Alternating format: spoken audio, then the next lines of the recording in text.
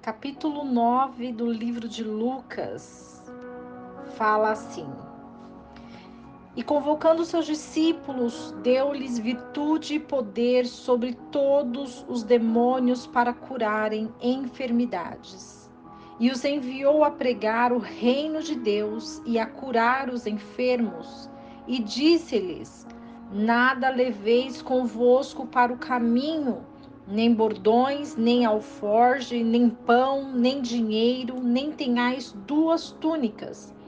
E em qualquer casa em que entrardes, fiquem ali e de lá saireis.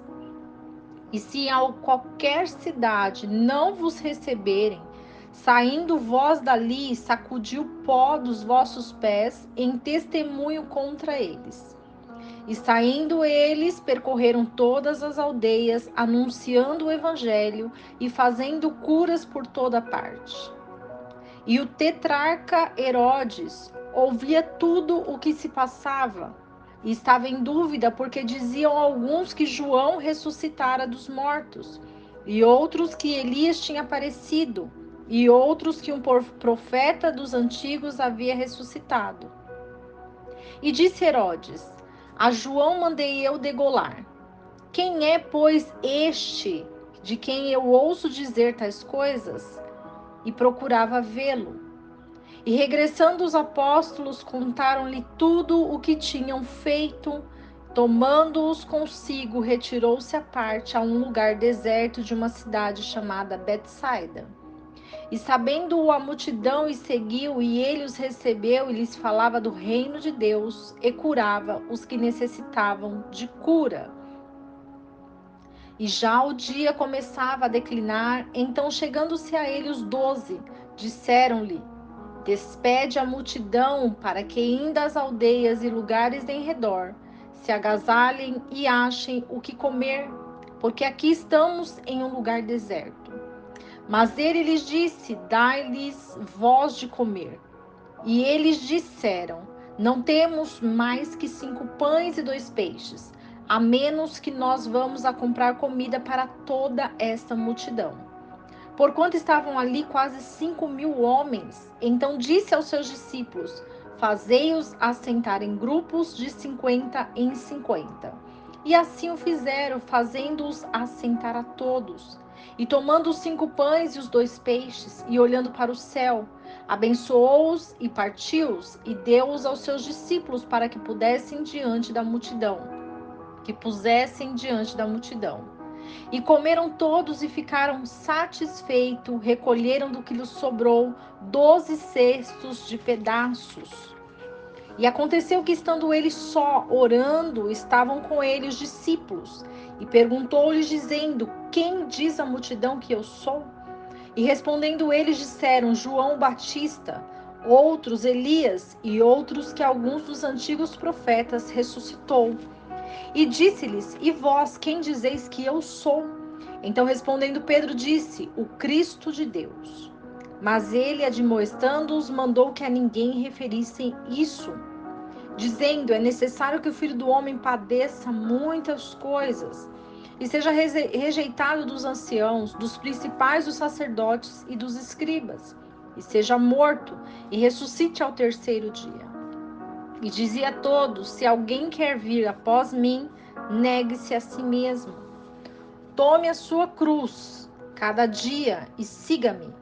Porque qualquer que quiser salvar a sua vida, perdê-la. Mas qualquer que perder a sua vida por amor a mim, a salvará. Porque que aproveita o homem se ganhar o mundo todo, perdendo-se ou prejudicando-se a si mesmo? Porque qualquer que se envergonhar de mim e das minhas palavras, dele se envergonhará o Filho do Homem, quando vier na sua glória, e na do Pai e dos santos anjos. E em verdade vos digo que há alguns dos que estão aqui que não provarão a morte até que vejam o reino de Deus. E aconteceu que quase 8 dias depois dessas palavras, ele tomou consigo a Pedro, João e Tiago, e subiu ao monte para orar. E estando ele orando, a aparência do seu rosto transfigurou-se, e suas vestes ficaram brancas e resplandecentes. E eis que falavam com ele 2 homens que eram Moisés e Elias, os quais apareceram em glória, e falavam de sua morte, a qual havia de cumprir-se em Jerusalém. E Pedro e os que estavam com ele estavam carregados de sono, e quando despertaram, viram a sua glória e aqueles 2 homens que estavam com ele. E aconteceu que, quando aqueles se apartaram dele, disse Pedro a Jesus: Mestre, bom é que nós estejamos aqui e façamos 3 tendas, uma para ti, uma para Moisés e uma para Elias, não sabendo o que dizia. E estando ele ainda falando isso, veio uma nuvem que os cobriu com a sua sombra. E entrando eles na nuvem, tiveram temor. E veio uma voz da nuvem que dizia: Este é o meu filho amado, a ele ouvi. E tendo soado aquela voz, Jesus foi achado só. E eles calaram-se, e por aqueles dias não disseram a ninguém nada do que tinham visto. E aconteceu no dia seguinte que, descendo eles do monte, uma grande multidão lhes saiu ao encontro. E eis que um homem da multidão clamou, dizendo: Mestre, rogo-te que olhes para meu filho, porque é o único que eu tenho. Eis que um espírito que o toma, e de repente clama, e o convulsiona, fazendo espumar, e só larga depois de o ter quebrantado. E roguei aos teus discípulos que o expulsassem, não puderam. E Jesus respondendo disse: Ó geração incrédula e perversa, até quando estarei ainda convosco e vos sofrerei?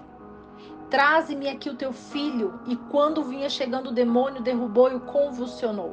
Porém Jesus repreendeu o espírito imundo e curou o menino e entregou a seu pai. E todos estavam atônitos da grandeza de Deus. E maravilhando-se todos de todas as coisas que fazia, Jesus disse aos seus discípulos: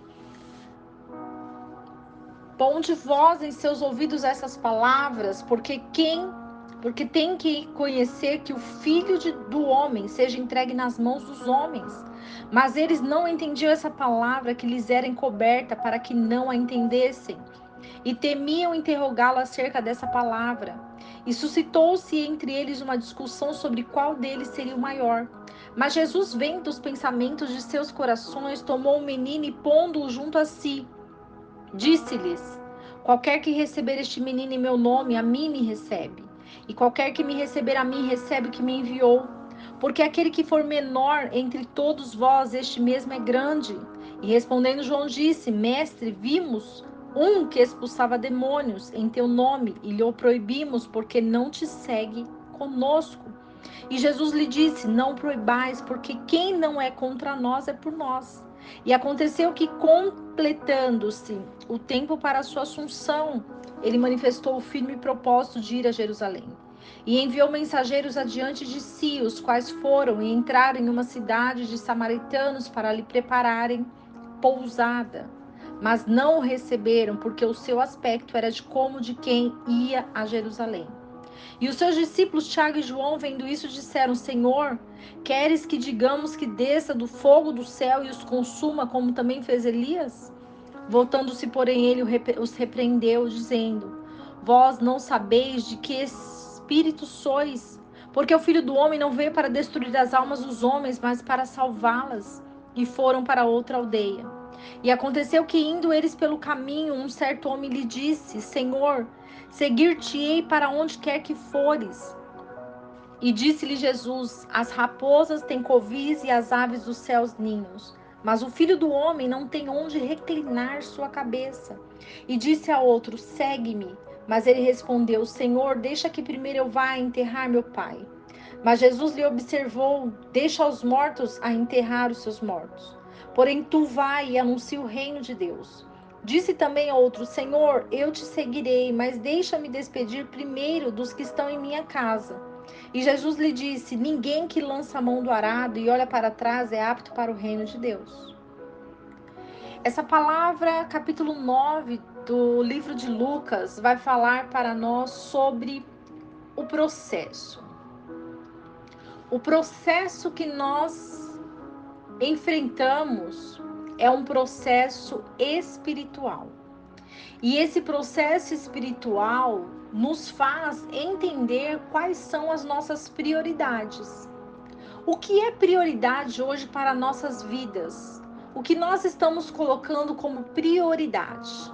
Muitas vezes nós entendemos que o agir de Deus e o mover de Deus, ele se manifesta na nossa prioridade, porque Deus entende o nosso tempo e Deus entende o nosso coração. Muitas vezes seguir a vontade de Deus é renunciar às nossas próprias escolhas, renunciar àquilo que nós precisamos muitas vezes na área carnal. E quantas vezes nós caímos porque não temos o discernimento espiritual correto? Porque a nossa maturidade espiritual, ela se vê quando nós experimentamos as coisas que não nos fazem bem. Quantas vezes nós erramos e tropeçamos no caminho e entendemos e acordamos e falamos: Senhor, isso não é bom para mim. Senhor, não é isso que eu quero para minha vida. Senhor, não é isso que o Senhor tem planejado para mim. Mas muitas vezes Deus permite que nós trilhamos um caminho para que Ele possa se revelar a nós. Porque Deus sabe o momento certo de agir nas nossas vidas. E quando nós não estamos preparados, nós não podemos pôr a mão no arado. Porque se nós colocarmos, nós vamos nos ferir. Se nós colocarmos, nós não vamos conseguir seguir. Então, existe tempo para todas as coisas. Existe tempo para tudo aquilo que o Senhor planejou nas nossas vidas. E seguir o caminho de Jesus é seguir um caminho de verdade, de luz. É seguir um caminho onde nossas conquistas, elas são abaixo daquilo que Deus planejou para nós. Porque o que Deus vê é diferente de nós. O que Deus quer é diferente para nós. Nós precisamos entender que a vontade de Deus ela é boa, perfeita e agradável. Mas muitas vezes nós receamos porque nós queremos ir com a nossa própria força. Nós queremos fazer do nosso jeito, fazer conforme a nossa vontade. E quando nós fazemos conforme a nossa vontade, lá no final o resultado ele vai ter ou bom ou ruim. E qual é o resultado que nós queremos para as nossas vidas? Qual é o resultado que nós queremos? Será que é a eternidade? O que nós buscamos nessa vida? O que nós planejamos para nós? Será que planejamos as coisas materiais e elas ficam? Ou será que planejamos as coisas eternas e elas duram para sempre? A eternidade se faz no mundo espiritual, onde nós nos alimentamos da palavra. Eu quero que você faça uma análise de muitos países que não podem ler a Bíblia, de muitos países que eles proíbem a leitura bíblica e se leem, são presos. Quantas pessoas são presas por ler a Bíblia? E nós temos essa oportunidade de conhecer a palavra de Deus. Nós temos a oportunidade de nos alimentarmos e ativarmos essa palavra que já habita em nós. E quando nós fazemos isso, nós entendemos que o Senhor, Ele é misericordioso conosco e Ele nos ensina passo a passo o caminho que nós devemos guiar, que nós devemos traçar. Porque o nosso foco, independente de se nós formos para a esquerda, direita, nosso foco é o céu, é o alto. O nosso foco está acima daquilo que nós conseguimos enxergar, que é o nosso plano terrestre. O nosso foco está acima daquilo que o nosso coração planeja, que o nosso coração deseja. E quantas vezes nós estamos olhando para baixo, nós estamos olhando para frente, mas nós temos que olhar para o céu. Porque é lá que tem as respostas para nós. É lá que o Senhor está guardando presentes espirituais para as nossas vidas. Porque o que vale a nossa vida se nós chegarmos na eternidade e o Senhor falar: apartai-vos de mim porque eu não vos conheço. Quem não pratica os mandamentos de Deus, quem não faz a obra da justiça, não é digno de entrar no reino de Deus. Precisamos praticar os mandamentos. Precisamos entender que a justiça de Deus ela é soberana e maior do que todas as coisas. E é por isso que Deus está nos revelando nesse capítulo o quanto é importante nós nos avivarmos, nós nos despertarmos, nós planejarmos aquilo que Deus quer de nós. Nós orarmos, dobrarmos os joelhos e falar: Senhor, o que o Senhor quer de mim? O que eu preciso fazer? Qual é o caminho a seguir? Qual é a visão? Porque muitas vezes a nossa visão está distorcida por causa do mundo, porque estamos no mundo. Mas o mundo não deve pertencer a nós. O mundo, ele não deve estar dentro de nós. E é por isso que o Senhor faz essa limpeza. E não se preocupe, porque nós somos pecadores. Nós estamos no mundo e as cobiças do mundo, elas envolvem a nossa vida. Mas o Senhor, ele quer limpar a nossa vida. O Senhor, ele quer podar as nossas folhas, para que nós entendamos qual é o verdadeiro caminho. E muitas vezes você fala: Senhor, eu quero te seguir, mas muitas vezes você não está preparado. Você não está apto ainda para seguir ao Senhor. Então espere o seu momento e clame ao Senhor para que Ele possa moldar o seu caráter, para que Ele possa retificar na sua vida essa palavra de bênção e de vitória. Porque a palavra de Deus, não importa se você está ouvindo hoje, ela vai produzir frutos no amanhã. E por isso é tão importante nós entendermos quem nós estamos ouvindo, qual é a palavra que nós estamos nos alimentando, qual é a voz que nós precisamos ouvir. E independente das circunstâncias, o Senhor vai te guiar. Independente de todas as coisas, o Senhor vai te mostrar o quão é importante obedecê-lo. Porque o Senhor requer de nós é a obediência.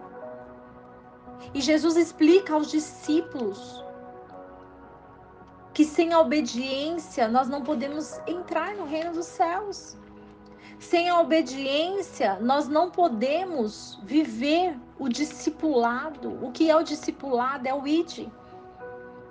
Jesus, ele veio aqui ensinar para mim e para você: olha, assim como eu, façam discípulos, mesmo que dentro desses discípulos haverá um traidor. Dentro dos discípulos, os comportamentos de cada um eram diferentes uns dos outros, assim como nós. Nós também vamos conhecer pessoas como Pedro. Nós vamos conhecer pessoas como Lucas, como João. Nós vamos conhecer. Mas cada um tem o seu papel diante daquilo que Deus já planejou. Quando os 3 discípulos que eram mais próximos de Jesus, eles conseguem enxergar Elias, é que Jesus estava falando para eles que eles estavam aderindo ao reino de Deus. Então, quando o Senhor, ele diz para você ir fazer discípulos, para você ir e construir, independente do seu estado ou como você está, o Senhor, ele capacita. É Ele que nos capacita, é Ele que nos dirige, é Ele que nos dá direção, e nós precisamos ouvir a sua voz. E nós precisamos ter discernimento, e nós precisamos priorizar a palavra de Deus. Que esse dia seja um dia onde você tenha plena consciência da importância de priorizar a palavra de Deus na sua vida. Que o Senhor te abençoe, te guarde, te proteja. E que não esqueçamos do versículo que diz: conhecereis a verdade, e a verdade vos libertará.